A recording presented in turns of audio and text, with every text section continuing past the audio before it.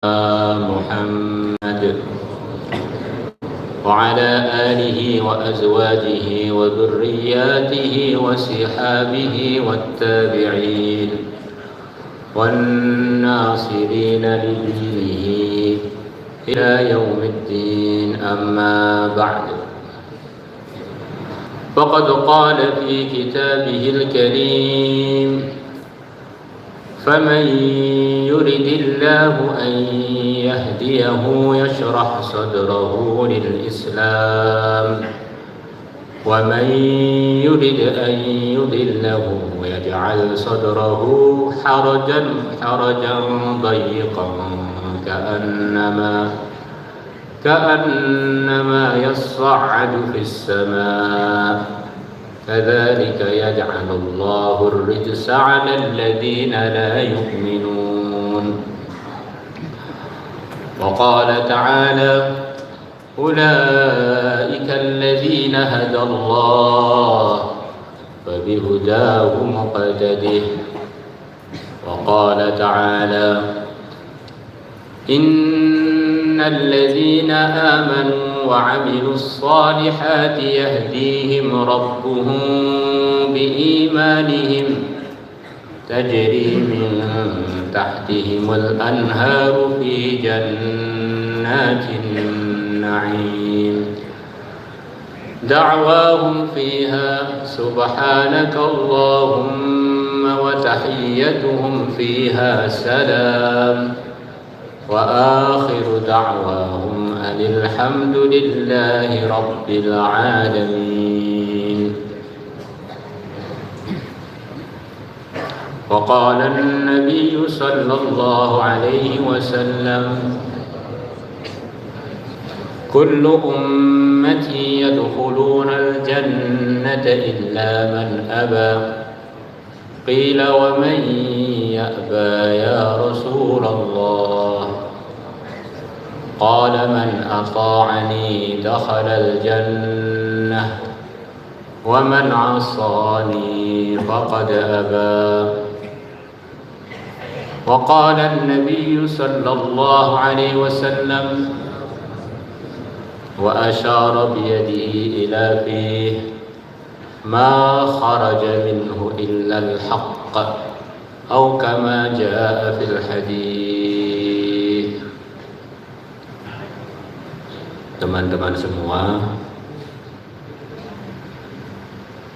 tidak ada perkara yang lebih penting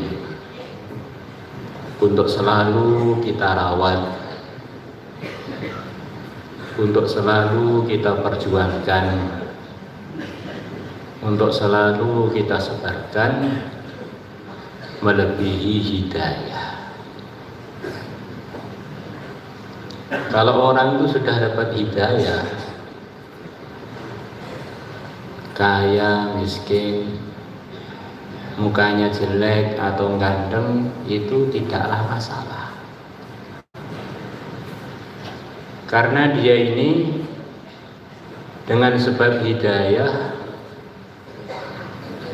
adalah penduduk surga yang tinggal menunggu panggilan untuk diwalimahkan dengan bidadari.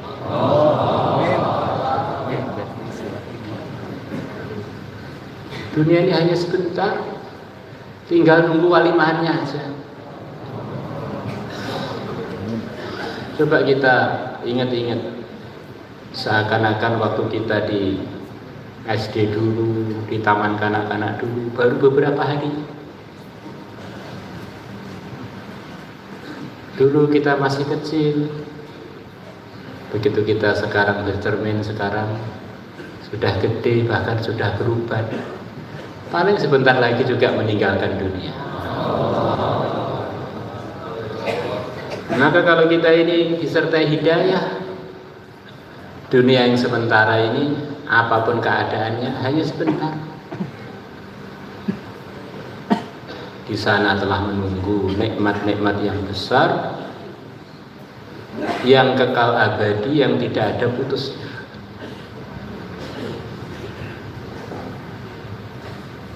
Maka yang mulia Nabi besar Muhammad SAW melewati keluarganya Yasir yang sedang disiksa oleh sebagian pemuka Quraisy. Nabi bersabda kepada Yasir dan keluarganya, sabar sebentar wahai keluarga Yasir, sebentar lagi surga sudah menunggu kamu. Sabran ya ala Yasir, fa inna maw'idakumul jannah. Sabar sebentar, sebentar lagi surga.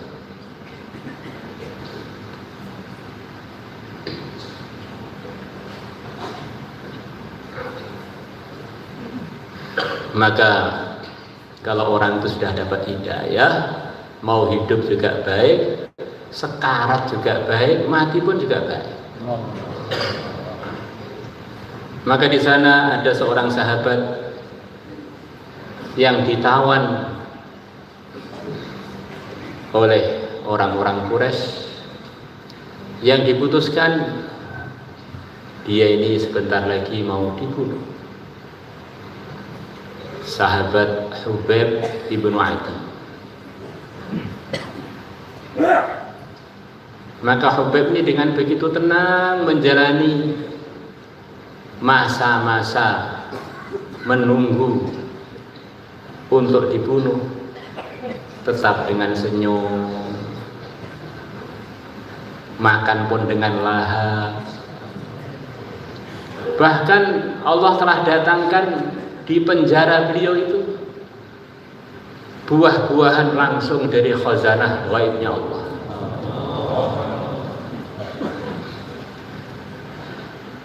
Anggur-anggur yang per bijinya seperti kepalanya anak bayi. Di anggurnya seperti delima atau bahkan lebih besar per bijinya. Di dasar yang melihat itu belum dapat hidayah, melihat keajaiban itu ya biasa-biasa aja. Orang itu kalau belum dapat hidayah, di Mekah pun tidak terkesan dengan Sayyidul Anbiya, di suasana Madinah pun juga tidak terkesan dengan Sayyidul Anbiya. Wong belum dapat hidayah. Orang itu kalau belum dapat hidayah adalah seperti orang buta. Yang buta bukan matanya, yang buka hatinya. Kebaikan-kebaikan tertutup dari hati.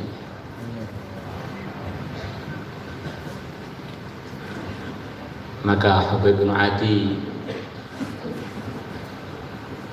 datang masanya beliau mau dibunuh. Maka beliau izin, bolehkah saya sholat dulu 2 rakaat? Maka orang-orang Quraisy bilang boleh, silahkan. Maka beliau sholat 2 rakaat. Selepas itu beliau mengatakan, sebetulnya saya tadi mau memanjang-manjangkan sholat saya, tetapi saya khawatir kalian nyangka saya takut mati. Sama sekali saya nggak takut mati.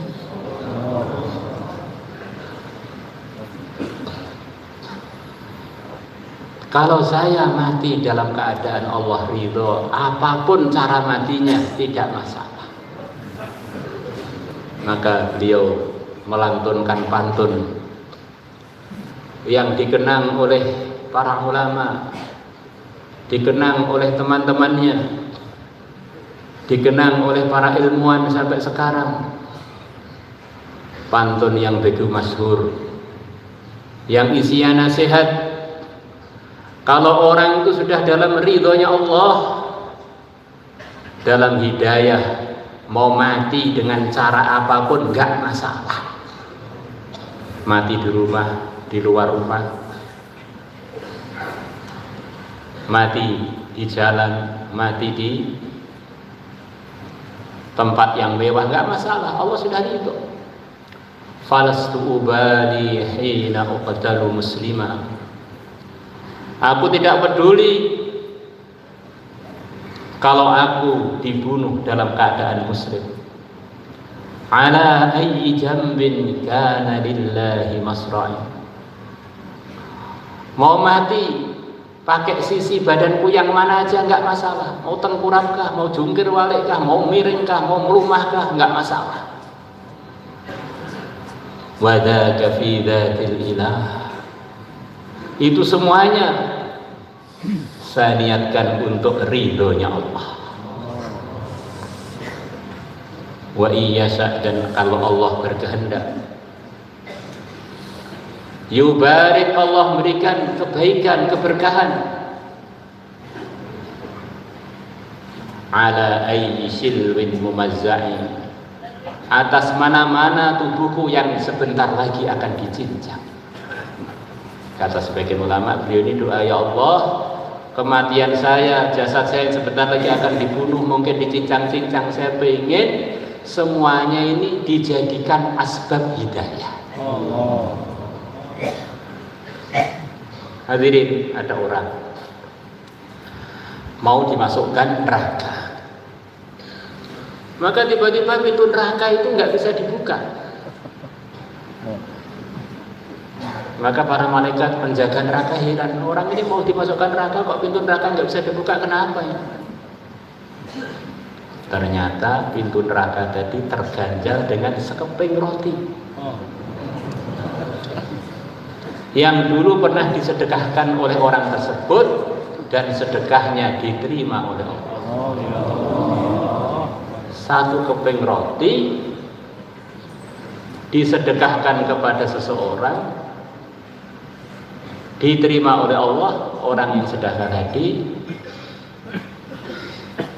menyebabkan dia selamat dari masuk neraka. Orang itu kalau jadi asbab hidayah, para hadirin, seakan-akan dia ini telah bersedekah surga kepada orang yang dapat hidayah sebab dia. Maka nggak bisa dihitung pahalanya orang yang jadi asbab hidayah. Sedekah surga berarti isinya bidadari, isinya istana dari emas, dari perak, dari intan. Di sana di surga ada sebuah pohon, bukan banyak pohon, satu tok. Begitu besarnya pohon tadi, andaikan penunggang kuda dengan kuda yang balap yang begitu cepat, dia naik kuda yang begitu cepat tadi selama 100 tahun belum selesai mengitari naungannya satu pohon di surga. Inna fil jannati la syajaratan yasirur raqibul jawadal mudammara mi'ata sanah ma yaqta'uha aw kama jaa fil hadits. Habib ini mengajarkan kepada kita, kalau orang itu sudah dalam hidayah, sakni bonangine mboten masalah.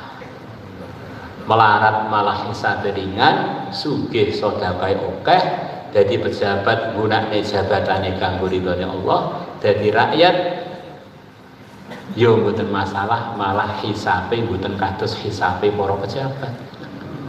Sakni bonangine penak terus namine tiyang angsal hidayah. Kalau miskin ya malah hisabnya ringan.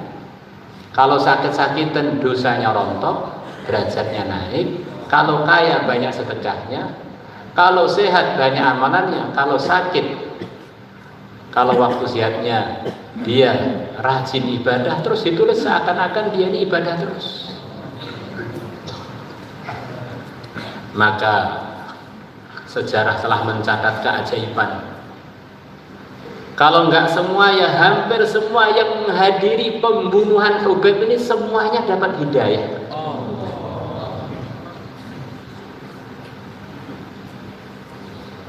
Inilah yang dikatakan dalam sebuah hadis. Biasanya orang itu membunuh dan yang dibunuh salah satunya masuk surga, salah satunya masuk neraka. Biasanya yang bunuh, kalau bunuhnya zalim, yang membunuh masuk neraka. Di dalam kejadian Hubaib ini, yang membunuh masuk neraka, Yang membunuh masuk surga, yang dibunuh juga masuk surga. Yang dibunuh syahid fisabilillah, yang membunuh dapat hidayah, akhirnya jadi sahabat-sahabatnya yang mulia Nabi besar Muhammad SAW.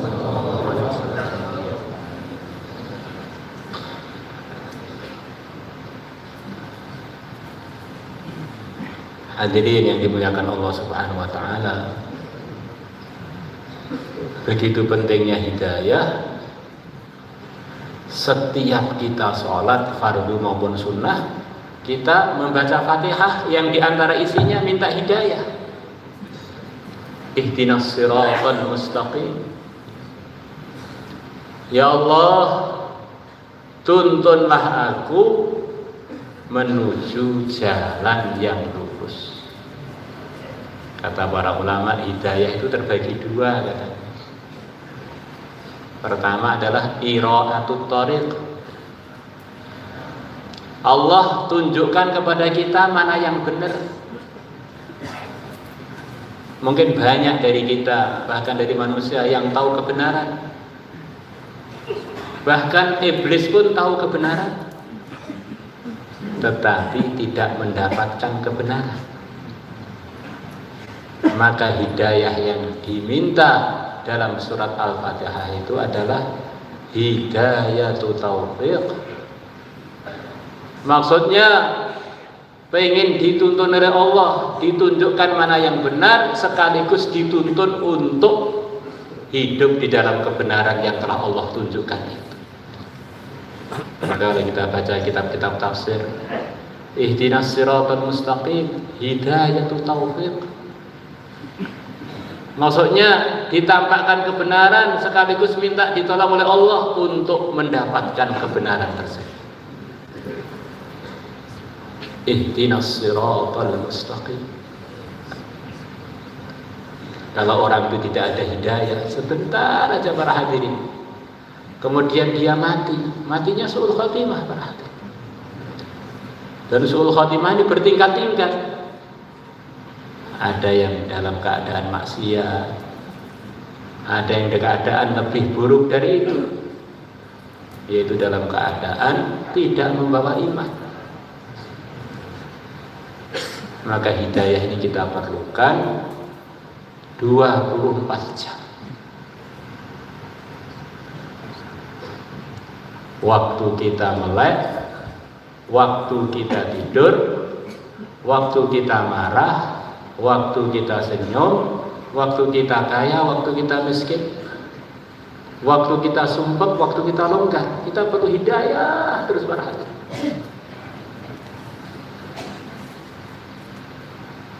Nah, supaya orang itu dapat hidayah, ini caranya bagaimana? Maka ihdinas siratal mustaqim diteruskan dengan siratal ladzina an'amta 'alaihim. Ya Allah, tuntunlah kami kepada hidayah, kepada jalan yang lurus, jalannya orang-orang yang Engkau telah memberi nikmat kepada beliau-beliaunya, para nabi, para rasul, para siddiqin, para syuhada, para shalihin. Beliau-beliaulah gambaran orang-orang yang telah diresmikan oleh Al-Quran bahwa hidup mereka dalam hidayah, dalam jalan yang lurus. Maka kalau kita ingin mengukur kita ini sudah dapat hidayah atau belum, lihatlah kehidupan kita ini sudah seperti kehidupannya beliau-beliaunya atau belum. Kalau belum, walaupun perasaannya dalam hidayah, sebetulnya masih perasaan saja, belum menjadi kenyataan. Ada orang perasaannya dia ini sudah punya istri, tapi walimah aja belum, qabil itu aja belum, akad aja belum, itu namanya perasaan. Padahal perasaan itu sering gak manfaat di dalam kehidupan. Orang makan hanya perasaannya, gak kenyang. Maka kalau orang dalam hidayah tapi hanya perasaan, ya perasaan dapat hidayah, ini belum. Wa may yuti'illaha war rasul fa ulaika ma'al ladzina an'ama Allahu 'alaihim minan nabiyyina was-siddiqina wasyuhada'i was-salihin wa hasuna ulaika rafiqa. Pertama kali panutan dalam hidayah adalah para anbiya, orang-orang suci yang dipilih oleh Allah langsung untuk jadi satu-satunya pintu surga untuk kaumnya masing-masing di zamannya masing-masing.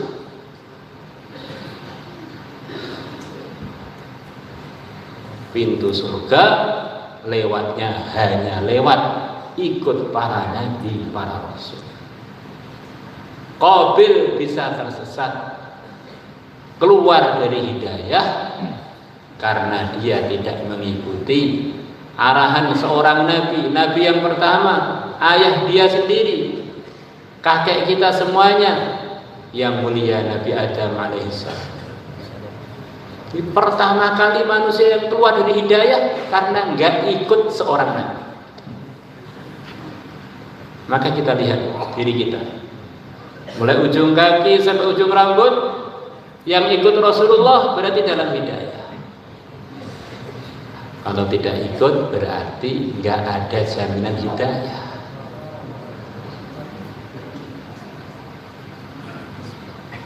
Maka Nabi mengatakan, semua umatku masuk surga kecuali yang tidak mau. Maka para sahabat heran, siapa yang tidak mau masuk surga ya Rasulullah? Orang yang taat kepada aku pasti masuk surga. Yang tidak taat berarti tidak mau masuk surga. Maka kita lihat diri kita, berapa persen ikutnya dengan Rasulullah? Itulah persenan yang pasti masuk surga. Kalau yang belum berarti belum ada jaminannya berarti. Bisa saja orang itu separuh badannya layak masuk surga, separuhnya layak masuk neraka. Akhirnya begitu dia mau masuk surga, dicuci dulu di neraka sampai kotor-kotor yang menghalangi dia layak untuk masuk surga habis, baru dia boleh masuk surga. Gara-gara dia tidak sempurna di dalam berkehidupan hidayah mengikut Sayyidul Anbiya yang mulia Nabi besar Muhammad sallallahu alaihi wasallam. Enggak apa-apa Pak masuk neraka, yang penting kan akhirnya masuk surga. Enggak apa-apa bagaimana? Neraka itu para hadirin panas banget. Ujung tubuh kena sentuhan api neraka, ujung yang lain akan mendidih.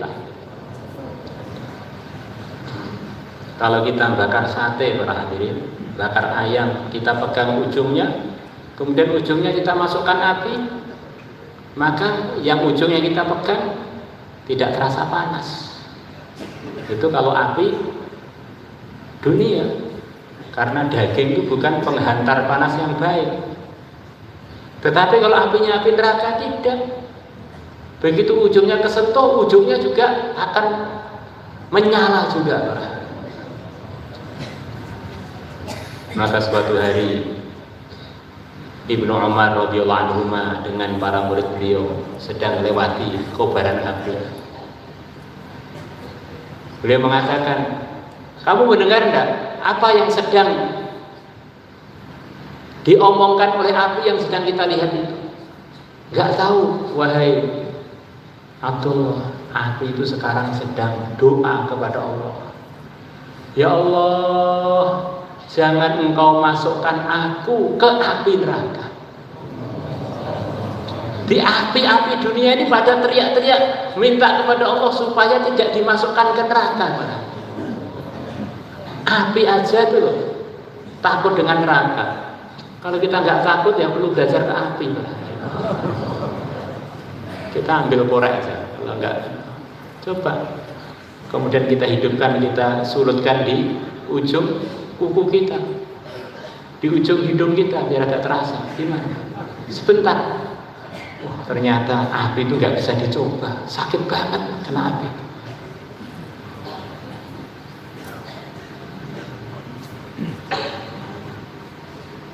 Para nabi, para rasul, kehidupannya dibimbing oleh Allah lewat malaikatnya, kadang-kadang langsung oleh Allah. Mereka adalah panutan-panutan hidayah. Ikut dengan mereka, pasti orang itu mendapatkan hidayah. Ada sebagian nabi, sebagian rasul menyampaikan jalan-jalan hidayah kepada umatnya sampai wafatnya beliau-beliaunya. Tidak ada satupun dari umatnya yang beriman. Sekarang yang salah siapa berarti? Ya yang salah yang tidak beriman berarti. Kalau matahari datang ke kampung kita, kemudian seluruh kampung tidak melihat matahari tersebut, apa yang salah matahari? Bukan. Yang salah matanya orang kampung. Kenapa buta semua? Ulaika alladziina hadallah, mereka para nabi, para rasul adalah orang-orang yang telah diberi hidayah oleh Allah. Fa bihudahu muqtadih, maka ikutilah mereka.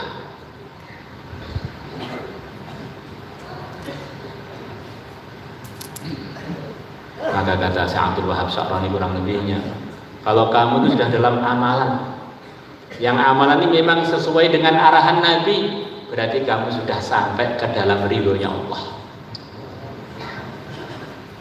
Nggak usah mikir hal-hal yang mengganggu kondisi kamu dalam ridhonya Allah. Apapun itu, walaupun itu namanya malakul maut, nggak usah kamu gubris. Kamu sudah dalam jalan yang benar. Andaikan kamu tengah-tengah makan, makannya sudah sesuai arahan agama, makan yang halal, makannya pakai bismillah di antara arahan agama, makannya pakai tangan kanan bagi yang punya tangan kanan. Agar sebagian nggak punya tangan kanan, beda lagi fatwanya. Kemudian datang malakul maut, nggak usah berhenti makan, teruskan aja. Nanti selesai makan sudah sampai ke surga. Tengah-tengah tidur, tidurnya sudah sesuai arahan agama. Di antaranya tidur dengan zikir. Arahan yang paling ringan, tidurlah dengan zikir sampai ketiduran. Di antara arahannya ada arahan lengkap, wudhu dulu, menghadap kiblat, dan seterusnya. Sebagian yang telah kita pelajari sebagiannya. Tengah-tengah tidur kok malakul maut datang. Saya malakul maut, mau nyabut nyawa kamu. Ya silahkan cabut, saya sudah dalam arahan agama. Bangun tidur kaget, sudah ada bidadari yang cantik nunggu kita. Uruban atroba, ini sifatnya para bidadari berarti. Syakilatun, ghanijatun, aribatun, arubatun. Katanya aruban ini mufradnya adalah arubah. Artinya bidadari ini punya sifat yang luar biasa. Sifatnya begitu romantis pada suaminya. Kalau untuk selain bidadari, aruban artinya bidadari yang genit. Ini genitnya pada suaminya. Maka dalam tafsir Bukhari itu ghanijatun, wanita yang genit pada suaminya. Syakilatun, wanita yang genit pada suaminya. Itulah para bidadari yang menyambut orang-orang yang wafat dalam hidayah. Semoga termasuk kita. Insyaallah semuanya datang.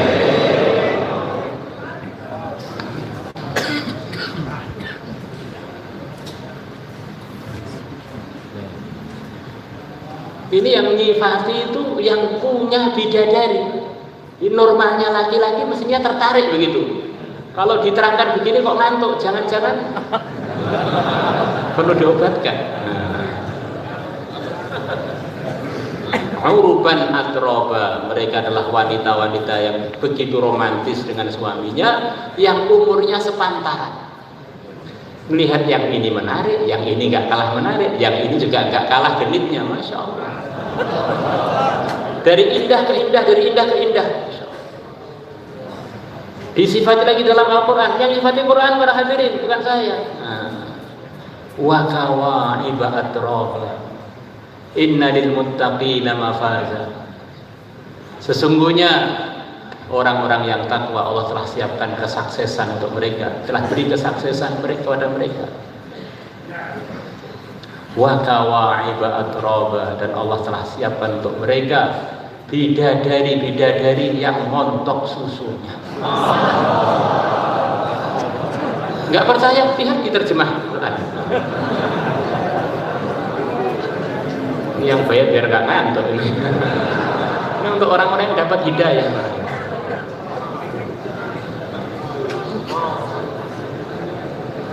Ini yang nyifati Allah. Ini normalnya laki-laki nggak suka dengan kutilan darah.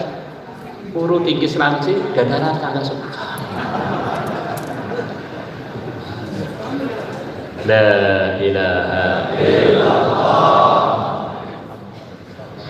Maka hidup kita latihan mulai tertib potong kuku sampai potong rambut disesuaikan dengan apa yang diridhai oleh Allah, ikut arahan yang mulia Nabi besar Muhammad SAW. Yang sudah tahu diistiqomahkan, yang belum tahu belajar lagi, biar kehidupan kita 24 jam di dalam hidayah. Kemudian selepas para nabi, para rasul, kehidupannya orang-orang yang dapat hidayah adalah kehidupannya para siddiqin, orang-orang yang mancep imannya, benar-benar imannya itu kokoh para hadirin. Dimufakati oleh para ulama, pimpinannya seluruh siddiqin mulai zaman Nabi Adam sampai nanti hari kiamat, tidak ada yang lebih tinggi melebihi Sayyidina Abu Bakar radhiyallahu anhu. Ini pimpinannya orang-orang yang kokoh iman, yang diriwayatkan oleh Ibnu Umar radhiyallahu anhuma, "Lau uzina imanu Abi Bakrin bi imani jami'il ummah la rajahabi." Andaikan imannya Abu Bakar ditimbang dengan imannya seluruh umat, tentulah imannya Abu Bakar akan mengungguli imannya seluruh umat. Kata sebagian ulama, umat di situ itu termasuk Sayyidina Umar.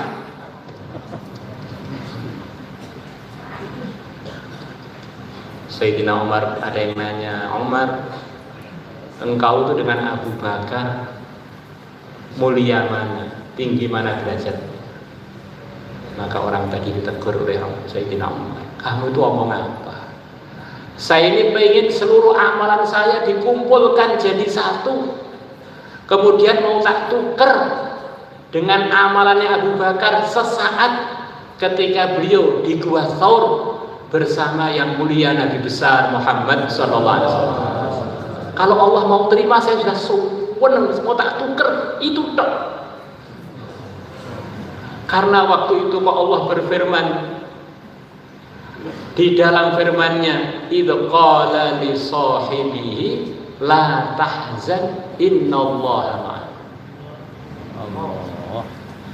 Ketika Nabi Muhammad bilang kepada sahabatnya, pada seorang sahabatnya ketika di gua itu, "Kamu nggak usah susah, sesungguhnya Allah bersama kita." Sahabat sudah banyak, selain Abu Bakar juga sudah pada beriman. Kok sepertinya dalam ayat itu seakan-akan Allah nggak kenal dengan semua sahabat Nabi, yang dikenal hanya Abu Bakar tok, yang lain pada kemana derajatnya itu? Begitu hebatnya Sayyidina Abu Bakar, yang disebut Abu Bakar tok, yang lain kok enggak? Saya pengen nukar seluruh amalan saya, yang buka negara apa, mau tak tukar dengan itu loh, la tahzanin idh qala li sahibihi la tahzanin Allah ma'ana. Dan gak kira diterima usulan saya, gak kira diterima. Kok kamu bandingkan saya dengan Abu Bakar?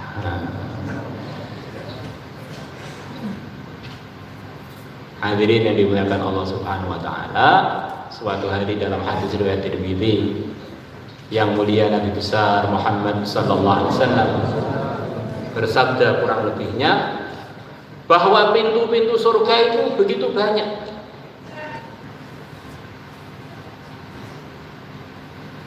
Orang akan dimasukkan ke surga mengikut amalannya yang paling dominan dalam kehidupannya. Kalau orang itu ahli perjuangan, maka Allah akan masukkan dia ke surga lewat babul jihad. Hidupnya didominasi dengan perjuangan. Kurun 4 bulan, keluar lagi 4 bulan, keluar lagi 4 bulan.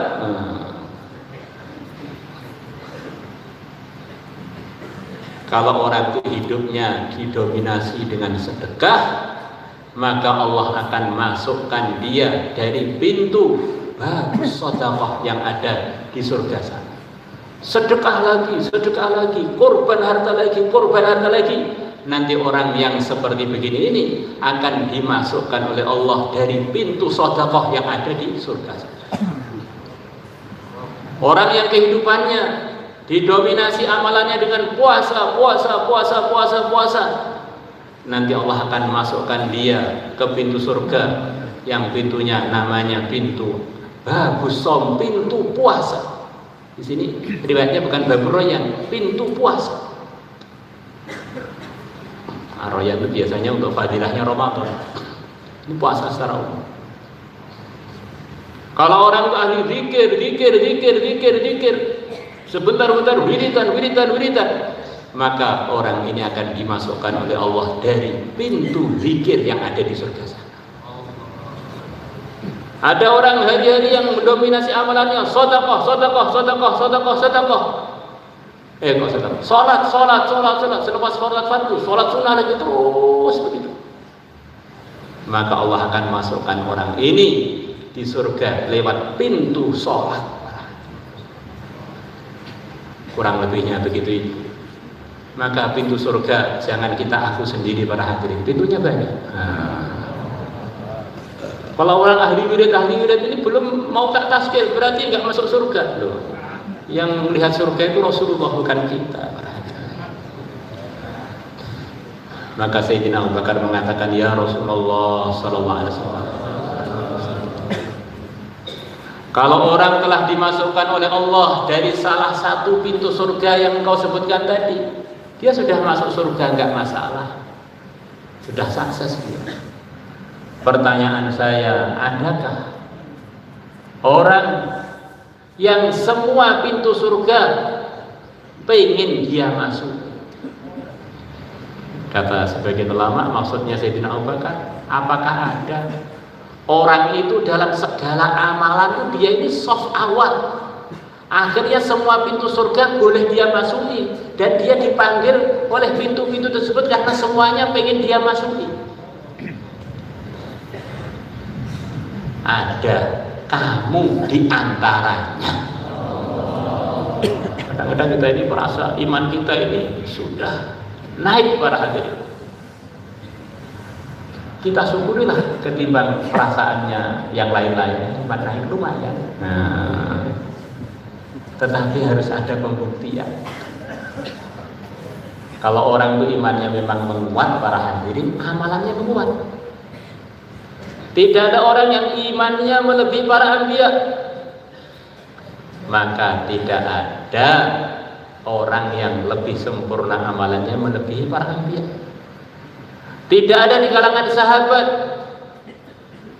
sahabat yang lebih kuat imannya melebihi Sayyidina Abu Bakar, maka tidak ada di kalangan sahabat yang lebih sempurna amalnya melebihi Sayyidina Abu Bakar.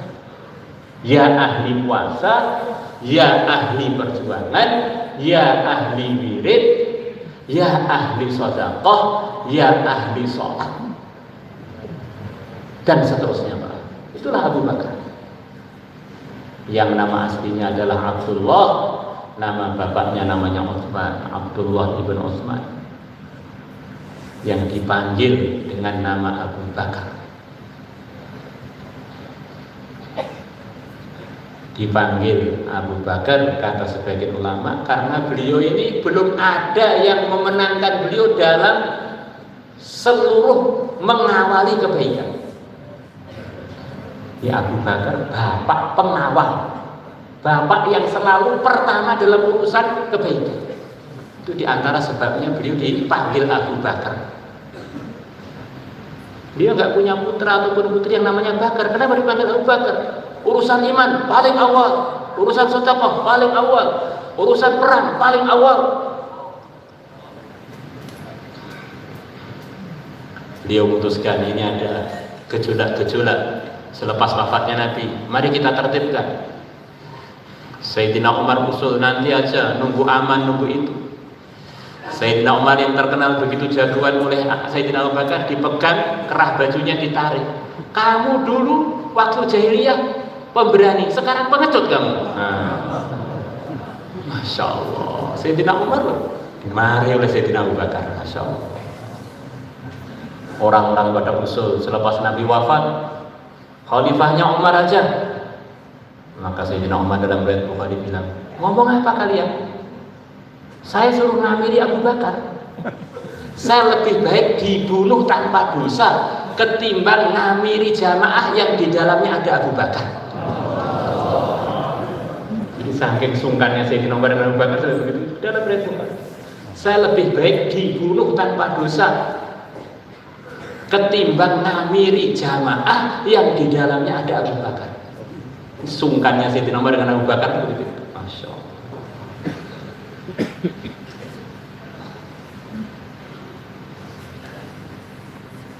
La ilaha illallah. Siddiqin begitu. Saya sudah jos Pak, kuat imannya. Kok amalannya tambah merodoli? Itu bukan kuat imannya para hadirin, kuat ngawurnya. Iman itu akan menuntut kita untuk paham pada kesegaran kita kepada Allah. Semuanya aturan Allah. Kok ada sebagian kita telantarkan imannya, diragukan kelulusannya. Maka ada seorang ulama, dia ini telah tahajud selama lebih 40 tahun nggak pernah bolong.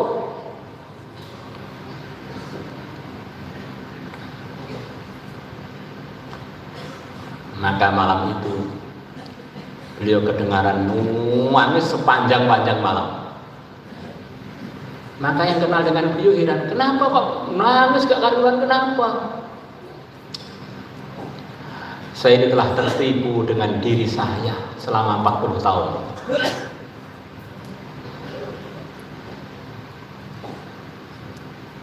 Saya ini tahajud istiqomah selama 40 tahun bukan karena Allah, tetapi karena memang kebetulan cocok dengan hobi saya.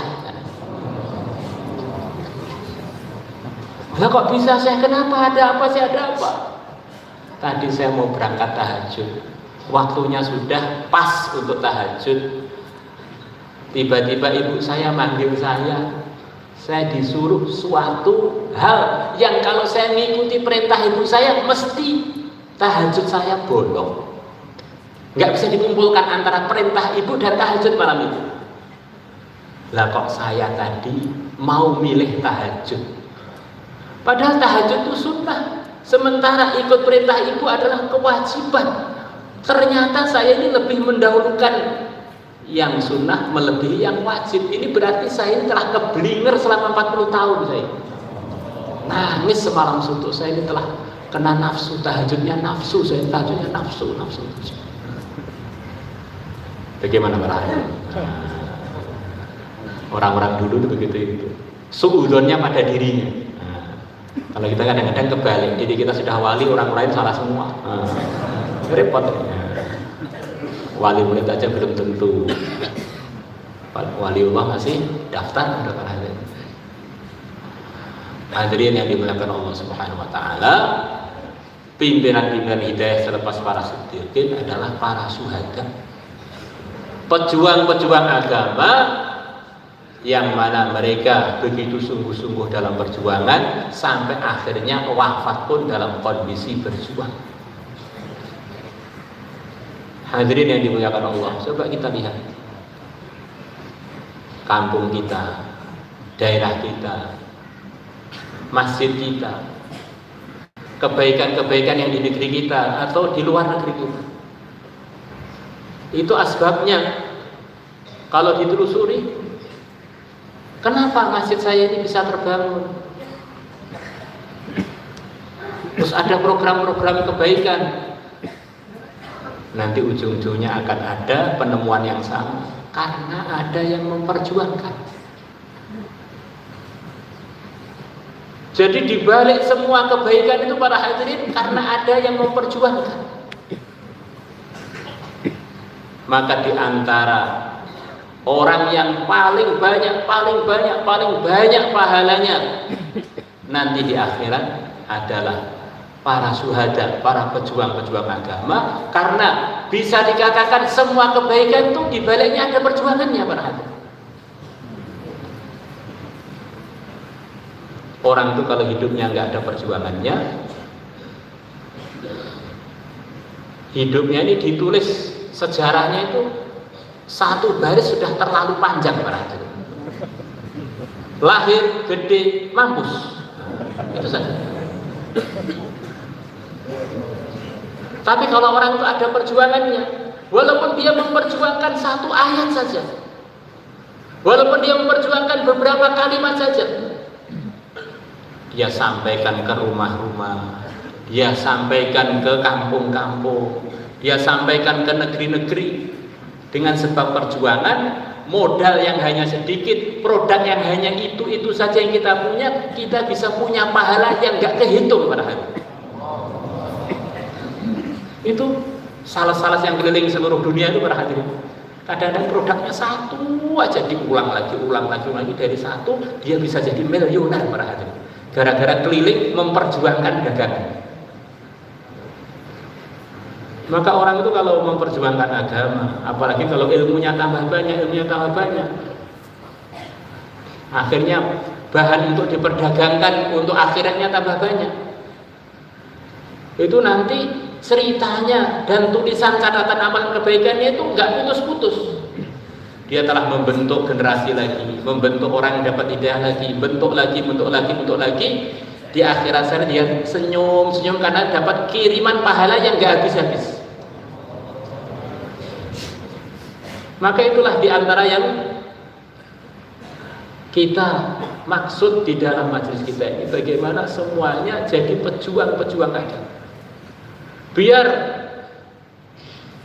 kita ini alumni pesantren ataupun kita ini sebentar belajar agama, dengan sebab ada perjuangan, kita ini ada kemungkinan untuk menjadi kaya raya, kaya yang sangat kaya di akhirat nanti para hadirin. Maka itulah kata para ulama, di antara sayangnya Nabi kepada umat, beliau menceritakan fadilahnya para ulama, menceritakan itu. Tetapi di samping itu beliau memberikan resep kepada seluruh umatnya, biar seluruh umatnya, ulamanya, awamnya, pejabatnya, rakyatnya, semuanya bisa punya pahala yang banyak.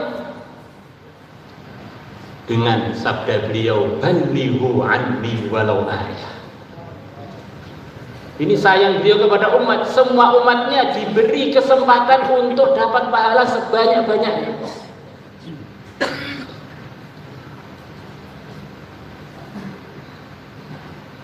Sampaikan dari aku walaupun satu ayat.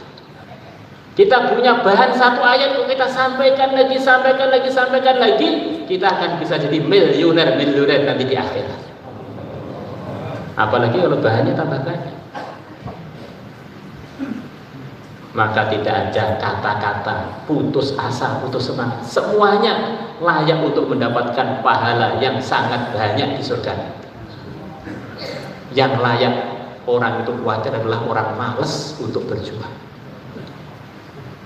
Insyaallah kita semuanya lihat para hadirin.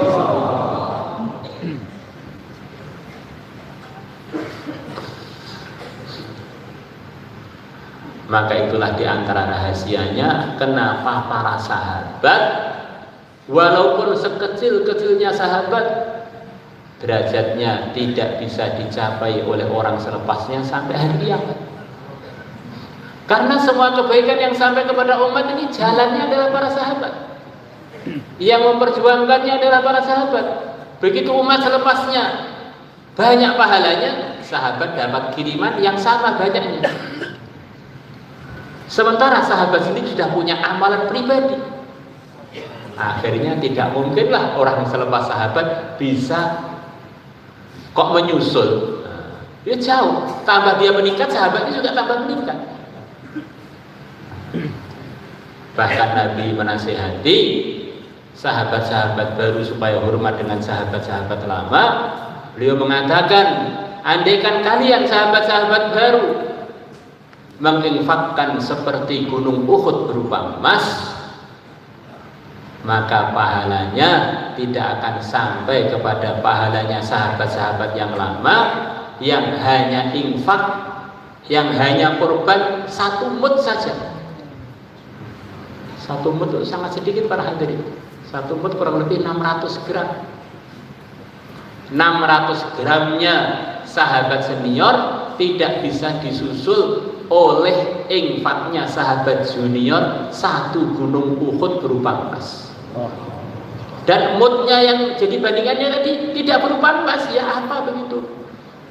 Gandum atau kurma atau apa? Atau bahkan kata Nabi, au nasiho, atau bahkan separuh mud pun orang-orang yang junior ini tidak akan bisa sampai derajatnya orang-orang yang senior. Sudah infak habis-habisan 1 gunung emas sebesar gunung Uhud, tidak sampai ke separuh mudnya sahabat-sahabat yang senior. Apalagi kita yang bukan sahabat dengan sahabat. Lau anfaqa ahadukum mithla Uhudin dhahaba ma balagha mudda ahadihim wala nasifahu. Ini nasihat Nabi untuk orang baru supaya hormat kepada orang-orang lama. La ilaha illallah. Hadirin yang dimuliakan Allah Subhanahu wa taala, pimpinan-pimpinan hidayah adalah orang-orang soleh. Kata para ulama, orang soleh ini bukan derajat terendah. Orang soleh ini diperlukan oleh siapapun. Syuhadanya perlu soleh, siddiqinnya juga perlu soleh. Karena soleh itu adalah artinya orang yang hidupnya bersih dari pelanggaran, bersih dari kemaksiatan. Andaikan maksiat ditobati biar bersih. Itulah orang-orang soleh.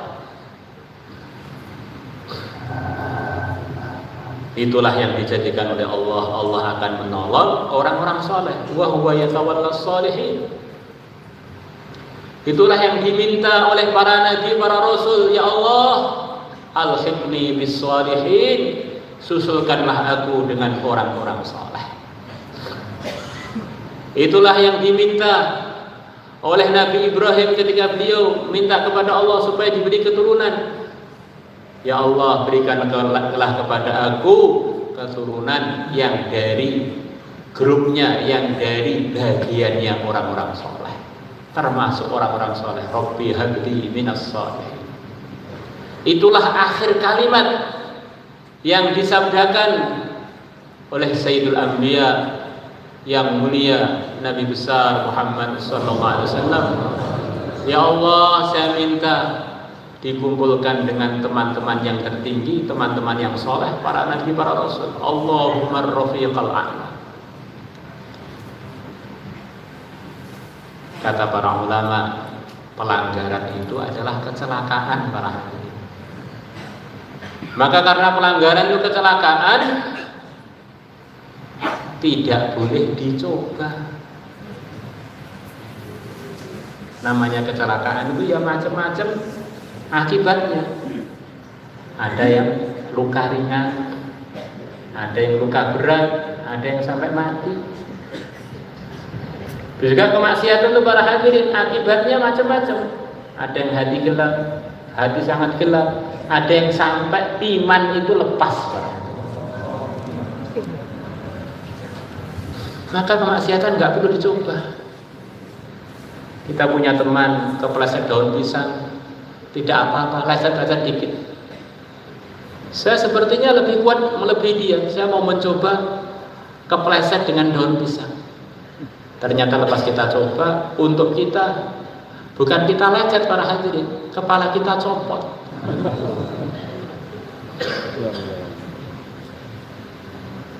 Maka kalau kita ini pengen selalu dalam hidayah, jadikanlah diri kita selalu ikut para nabi, selalu usaha menguatkan iman, selalu usaha dalam suasana perjuangan, hidupnya dibersihkan dari pelanggaran. Insyaallah semuanya niat para hadirin. Maka untuk itu semua perlu nata waktu 24 jam.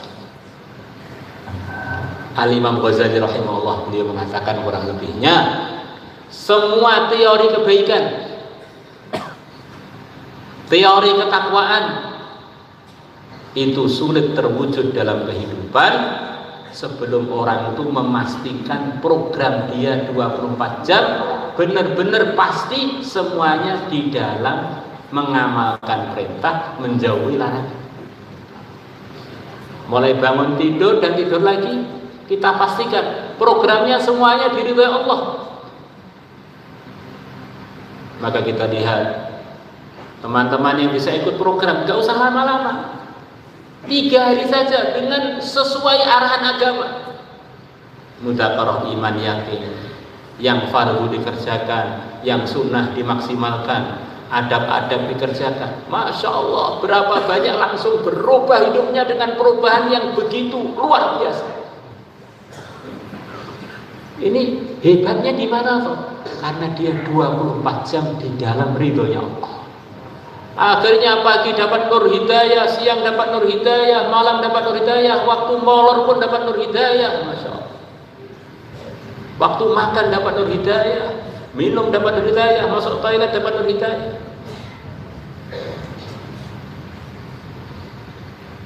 Tapi begitu pulang kadang-kadang program 24 jam terganggu, akhirnya mulai redup lagi, bahkan mulai males lagi, bahkan mulai hilang, balik lagi seperti semula.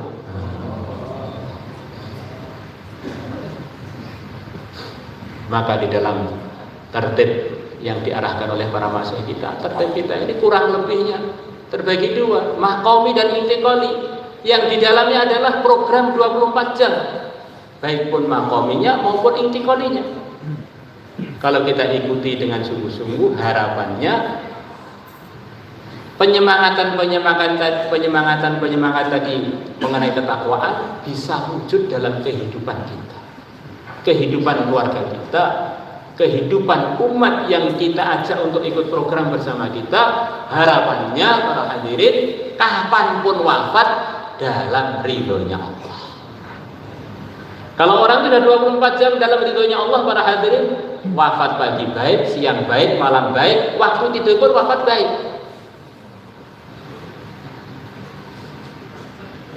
Kita semuanya insya Allah niat para hadirin. Maka kita ini pengen tertarbiyah seumur hidup, bahkan kita tularkan tarbiyah ini kepada keluarga kita, kepada teman-teman kita, kepada kenalan-kenalan kita, kepada yang kita belum kenal, biar semuanya ada gambaran hidup sebentar 24 jam dalam ridhonya Allah, akhirnya semuanya ditolong oleh Allah. Insyaallah itu adalah solusi, hakikatnya solusi kalau orang sudah dapat ridhonya Allah. Maka Maulana Umar Qalampuri beliau mengatakan kurang lebihnya, saya berharap orang-orang yang keluar dengan tertib, saya berharap dia ini bagian dari walinya Allah. Yang tertib para hadirin. Lah kalau orang pagi dalam ridhonya Allah, siang dalam ridhonya Allah, malam ridhonya Allah, kalau itu bukan wali, yang wali siapa lagi?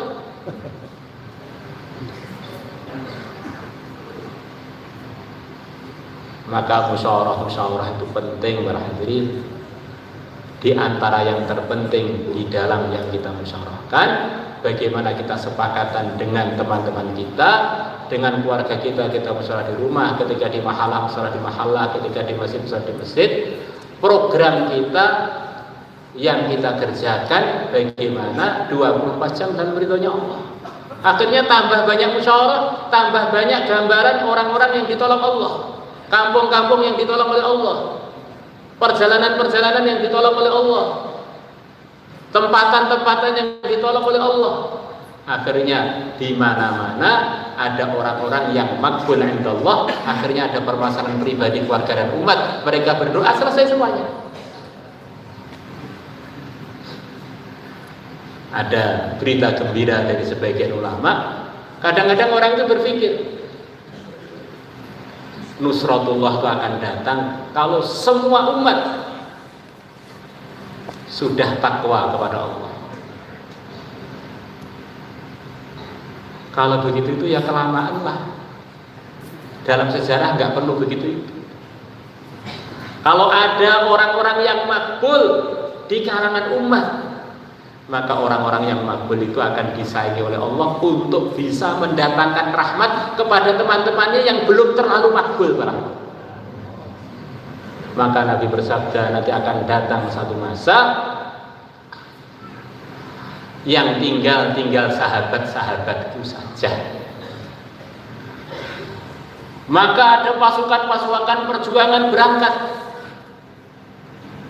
Setiap mereka ada masalah, selama masih ada sahabatku di jamaah tersebut, kemudian mereka doa, maka doa-doanya akan dikabulkan oleh Allah. Akhirnya selesailah masalah-masalah perjuangan mereka. Maknanya yang makbul belum semuanya para hadirin. Ada sahabat Nabi yang mesti makbulnya, yang telah diridhoi Allah, menyebabkan teman-temannya makbul semua. Kemudian para hadirin yang dimuliakan Allah Subhanahu wa taala, selepas sahabat-sahabatku nanti wafat, akan ada rombongan-rombongan perjuangan. Begitu mereka kena masalah, mereka doa. Di situ masih ada orang yang pernah melihat sahabat-sahabatku, maka mereka berdoa dengan sebab adanya tabi'in tadi yang pernah lihat sahabatku, Allah pun selesaikan masalah-masalah mereka. Dalam sebagian riwayat lain, sampai akhirnya datang satu masa para tabi'in pun habis, tinggal tabi'ut tabi'in. Ada masalah-masalah dalam perjuangan, maka mereka berdoa karena di jamaah itu masih ada orang yang pernah melihat orang yang melihat sahabatku, maka Allah selesaikan masalah-masalah orang tersebut. Nah kalau kita bagaimana? Maka dalam hadis ini mengatakan, kurang lebihnya rawi-rawi yang mengatakan, kita pun berharap semua yang ada sanadnya sampai orang-orang yang sambung dengan orang-orang yang makbul, para tabi'in, tabi'in. Kemudian kita berdoa ketika ada masalah, semoga kita pun juga termasuk yang dapat kemakbulan doa. Para masyayikh kita ada sanadnya dalam hadisnya ataupun dalam wiridnya, sampai gurunya lagi sampai ke Rasulullah SAW. Harapannya begitu itu para hadirin. Orang beriman harus banyak berharap kepada Allah, karena yang bisa diharap hanya Allah saja. Maka kita berharap kalau kita bergerak, kita maqami dengan sesuai arahan, kemudian kita sembung dengan orang-orang yang bersanad, guru kita, gurunya lagi, para masyayikh kita, masyayikh lagi. Harapannya walaupun kita ada lemah-lemahnya, dengan berkahnya ada sembung-sembung tadi, kita pun juga ikut-ikutan kecipratan kemakbulan. Insyaallah semuanya niat para hadirin. Maka itu semua hanyalah akan jadi impian dan wacana sebelum kita meluangkan waktu. Maka untuk itu semua, siapa yang siap meluangkan waktu untuk usaha 24 jam dan ridhonya Allah dan mengajak umat untuk itu, 24 jam dalam mempraktekkan 6 sifat, 24 jam dalam usaha menyempurnakan 4 amal. Masya Allah. Silakan para hadirin. Insyaallah. Silakan yang mau negeri jauh silakan daftar lagi insyaallah. Oke, mari jemaah sekalian, pada bapak sekalian yang akan berangkat negara